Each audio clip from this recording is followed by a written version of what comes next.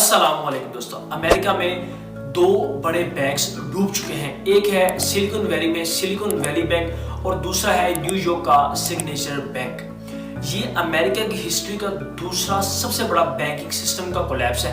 इससे पहले हमें एक वाशिंगटन म्यूचुअल बैंक का 2008 में बैंकिंग कोलैप्स देखने को मिला था, जिसके बाद पूरी दुनिया में ग्लोबल क्राइसिस आ गए थे, पूरी दुनिया में रिसेशन आ गया था। तो लोगों के दिलों में डर ये है कि इन दो बैंक्स के कोलैप्स के बाद दोबारा से हमें 2008 जैसा रिसेशन हमें 2023 में देखने को ना मिल जाएगा, क्योंकि जब अमेरिकन बैंक्स कोलैप्स करते हैं तो उसका इम्पैक्ट पूरी दुनिया पे जरूर देखने को मिलता है। तो लोग डरे हुए हैं कि हमें दोबारा 2008 जैसा रिसेशन देखने को ना मिले। तो जानते हैं आज की इस वीडियो में क्या वाकई ही में दोबारा रिसेशन आने वाला है, और इसके अलावा ये बैंक फेल हुए तो हुए कैसे, और इतना बड़ा सिस्टम जो बैंकिंग था, ये अमेरिका के दो सबसे बड़े बैंक्स थे, तो अचानक से ये बैंक्स कैसे टूट गए। जानते हैं इन सब सवालों के जवाब आज की इस वीडियो में। इन बैंक्स के कोलैप्स के बारे में जानने से पहले हमें ये जानना पड़ेगा कि ये बैंक्स काम कैसे करते हैं। असल में अगर किसी आम बंदे के पर्सपेक्टिव से देखें तो बैंक्स कैसे काम करते हैं कि हम अपना पैसा जो होता है, जो एक्स्ट्रा मनी हमारी होती है, जो हमें सेव करनी होती है, वो हम जाके बैंक्स में डिपॉजिट करवाते हैं और हमें ये फील होता है कि हमारे पैसे सेव हैं। अब यहाँ पे बैंक्स क्या गेम करते हैं, बैंक्स हमारे दिए हुए पैसे को, आम आवाम के दिए हुए पैसे को दूसरे कारोबार में, दूसरे बड़े बड़े बिजनेसेस में, गवर्नमेंट बॉन्ड्स में, बड़ी बड़ी कंपनीज के स्टॉक्स में इस पैसे को इन्वेस्ट करते हैं, गोल्ड्स में इस पैसे को इन्वेस्ट करते हैं, ताकि वो अपने लिए प्रॉफिट जनरेट कर सके और अपने एम्प्लॉयज़ को सैलरी दे सके। अब ये चीज़ तो हमें समझ आ गई कि बैंक के पास जो हमारा पैसा बढ़ा वो बैंक के पास नहीं बढ़ा, वो बैंक उसको नेक्स्ट आके यूज़ करता है लोगों में अपने जो एम्प्लॉयज़ हैं उनकी सैलरीज को और अपने लिए प्रॉफिट जनरेट करने के लिए। ये चीज़ तो समझ आ गई, लेकिन अब बात करते हैं सिलिकॉन वैली बैंक की कि ये क्यों कोलैप्स हुआ। आप ये जान के हैरान होंगे कि 124 बिलियन डॉलर्स के रिजर्व थे इसके पास, जो कि पूरे 17 लाख करोड़ रुपए बनते हैं। असल में कहानी क्या है, बैंक कोलैप्स हुआ कैसे। सबसे पहले जब ये 1983 में बैंक बना था, उसके बाद इस बैंक सिलिकॉन वैली जो बैंक है, इसने सबसे पहले जो प्रॉपर्टी, जो रियल एस्टेट का बिजनेस है, इसमें काम करना शुरू किया। इसमें अपने जो डिपॉजिटर्स के पैसे थे उसको इन्वेस्ट करना शुरू किया, लेकिन आहिस्ता आहिस्ता बढ़ते बढ़ते 1995 तक इसकी 50% जो इन्वेस्टमेंट थी वो सिर्फ रियल एस्टेट में थी। तो वहाँ से इसको थोड़ा सा झटका लगा जब रियल एस्टेट की मार्केट थोड़ी सी क्रैश की, तो तब इन्होंने अपने जो इन्वेस्टमेंट्स हैं, अपने जो एसेट्स हैं, उनको डिवर्सिफाई करना शुरू किया। तो अचानक 2002 के बाद ये बैंक एक ऐसा बैंक बन के उभरा जो कि टेक्नोलॉजी बेस्ड बिजनेसेस को, आप ये समझे, जो टेक्नोलॉजी बेस्ड बिजनेस है उनको फंड करने का काम इसने शुरू कर दिया। उसने इस सेक्टर में तरक्की करना शुरू कर दी, इस सेक्टर में मेहनत करना शुरू कर दी। अब ये बैंक अच्छा जा रहा था। हुआ क्या, जब कोरोना वायरस आया तो जितने जो वेंचर कैपिटलिस्ट थे, मींस कि वो ऐसे वो लोग जो जिनके पास खरबों में पैसा है, जो बिलियंस ऑफ डॉलर्स जिनके पास है, जो छोटे छोटे बिजनेसेस में इन्वेस्ट करते हैं, लाइक शार्क टैंक में जिस तरह लोग बैठे हुए हैं, इस तरह के जो बड़े इन्वेस्टर्स हैं, उन्होंने अपना पैसा फिजिकल बिजनेसेस से निकाल के ऑनलाइन बिजनेसेस में इन्वेस्ट करना शुरू कर दिया। टेक स्टार्टअप्स में, जो टेक कंपनीज हैं, इनमें इन्वेस्ट करना शुरू कर दिया। और उनका करना भी सही था, क्योंकि उस वक्त लोगों के पास और कोई जरिया नहीं था पैसे कमाने का, तो ये टेक स्टार्टअप में पैसे इन्वेस्ट करके अच्छी खासा रिटर्न यहाँ से मिल रहा था। अब हुआ ये कि कोरोना वायरस के दौरान टोटल 300 बिलियन डॉलर्स के आसपास की फंडिंग हुई पूरे जितने ये टेक स्टार्टअप्स थे, इन सबको। और ये जो सिलिकॉन वैली बैंक था, ये सबसे फेवरेट बैंक था लोन देने के हवाले से। जो टेक स्टार्टअप्स हैं, तो इन सब के अकाउंट यहाँ पे थे। अब जब टेक स्टार्टअप्स के पास पैसा आना शुरू हो गया, उन्होंने फंडिंग रेज कर ली इतनी ज़्यादा, तो उन्होंने उस पैसे को डिपॉजिट करना शुरू कर दिया इस बैंक में। इस बैंक को टोटल 2021-22 में 124 बिलियन डॉलर्स के डिपॉजिट्स मिले।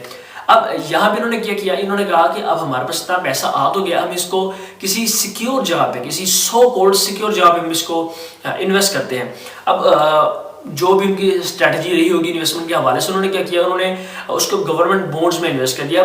बॉन्ड्स क्या चीज़ होती है, एक तो बॉन्ड होता है जो हमारे पाकिस्तान में चलते हैं कि आप लोग पैसे देते हैं और किसी एक का बॉन्ड लग जाता है, बाकी और उसकी लॉटरी निकल आती है और बाकी दूसरे लोग वो बॉन्ड वापस करके अपने पैसे ले सकते हैं। लेकिन एक सिंपल मायनों में जो इंटरनेशनल बॉन्ड्स हैं उनको मैं अगर आपको डिफाइन करूं तो बॉन्ड एक ऐसी चीज़ होती है कि किसी कंपनी को या किसी गवर्नमेंट को अगर उसको सडनली इमरजेंसी में पैसों की जरूरत पड़ती है तो वो बॉन्ड्स इशू करती है, और उस बॉन्ड को इस हिसाब से इशू करती है कि वो एक खास पीरियड ऑफ टाइम के बाद उसकी प्राइस इंक्रीज हो जाएगी या उसमें इंटरेस्ट रेट आपको मिलेगा। तो ये एक बड़ा सेफ ऑप्शन समझा जाता है। अक्सर बैंक्स और बड़ी बड़ी कंपनीज बॉन्ड्स खरीदती हैं, बॉन्ड्स में इन्वेस्टमेंट करती है ताकि उनको अच्छा खासा रिटर्न वहां से मिल सके। अब ये बात तो ठीक, जिन्होंने अपने जो रिजर्व थे बैंक ने उसको उठा के गवर्नमेंट की जो इशू की हुए बॉन्ड्स थे उनमें इन्वेस्ट करना शुरू कर दिया अपनी तरफ से एक सेफ इन्वेस्टमेंट समझ के। अब यहाँ पे इनके साथ गेम क्या हुई कि अभी जो रशिया और यूक्रेन में वार चल रही है उसकी वजह से पूरी दुनिया में हर तरफ इन्फ्लेशन अन्यथा इंक्रीज हुई जा रही है। हर जगह पे आपको महंगाई देखने को मिल रही है। तो महंगाई को ख़त्म करने के लिए जो यूएस गवर्नमेंट है इन्होंने इंटरेस्ट रेट को ज़्यादा कर दिया। अब इंटरेस्ट रेट ज़्यादा करने से क्या होता है कि इंटरेस्ट रेट और बॉन्ड्स की जो प्राइस है इसका जो इन्वर्स रिलेशन होता है कि जैसे जैसे प्राइस ऊपर जाएगी एक चीज़ की दूसरी चीज़ की प्राइस नीचे जाती जाएगी। अब हुआ ये कि जब प्राइस इंटरेस्ट रेट बढ़े तो बॉन्ड्स की प्राइस नीचे चलेगी। अब वहां से इनको अच्छा खासा लॉस हुआ। अब ये बात तो समझ आ रही कि जी लॉस होना शुरू हो गया। अब हुआ ये कि जब जैसे इंटरेस्ट रेट इंक्रीज होते हैं तो लोग लोन लेना कम कर देते हैं। मीन्स के लोग कहते हैं कि हम अपना पैसा यूज कर लेंगे, सूद पे ज्यादा पैसे नहीं लेंगे क्योंकि सूद का रेट उन्होंने बढ़ा दिया। अब ऐसा करने से हुआ क्या, जो जितने टेक स्टार्टअप्स हैं जिनने जो लोन से अपने कारोबार चला रहे थे, जो लोन से अपनी काम चला रहे थे, उन्होंने क्या किया, उन्होंने कि हमारा जो पैसा पड़ा हम उसको यूज करते हैं, हम लोन की तरफ नहीं जा रहे क्योंकि लोन में इन्होंने इंटरेस्ट रेट बहुत ज्यादा बढ़ा दी है। अब हुआ ये कि लोगों ने अपना पैसा निकालना शुरू कर दिया। हर बंदा आ रहा है अपने पैसे निकालने के लिए और इस बैंक के पास 69% जो पैसा था वो सारा का सारा उन्हीं टेक स्टार्टअप्स का था।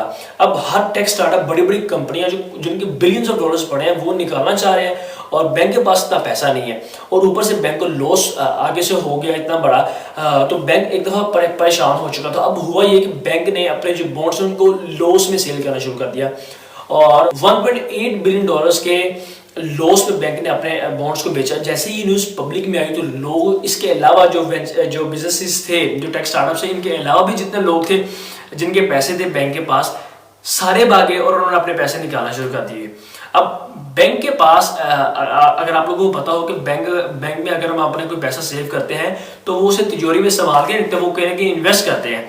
तो अचानक से जब सारे लोग बैंक से पैसा निकालना शुरू कर देंगे तो बैंक को वैसे ही बैंकरप्ट हो जाएगा, बैंक खुद ही बैंकरप्ट हो जाएगा, बैंक कोलैप्स कर जाएगा। तो यही वजह बनी इस बैंक के कोलैप्स करने की। इस तरफ से भी लॉस हो गया और उस तरफ से हर बंदा पैसे निकालना शुरू हो गया।